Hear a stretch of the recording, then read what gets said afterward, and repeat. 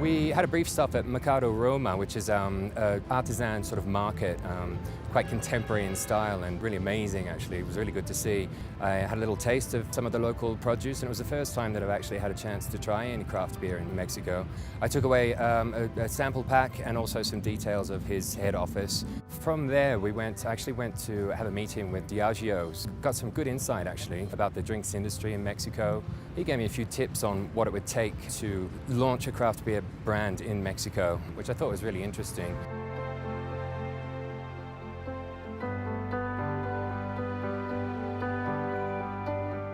Next steps are to capitalize on some of the contacts that I've made. We went up to Guadalajara, had a lovely tour and taste of the tequila, met the brand operations director. We spoke about the process of tequila, which was something quite new to me.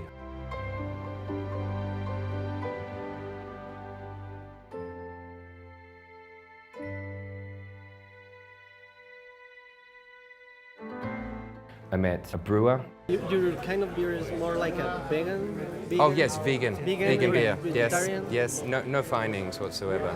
Yeah, and that's a big selling point for me because in Britain, the real ales that they produce there, they all contain isinglass, and so in theory, the beers are not vegetarian.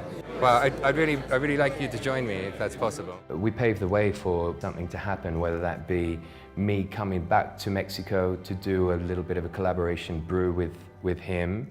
I'm sort of blessed at this stage to have come along on this journey.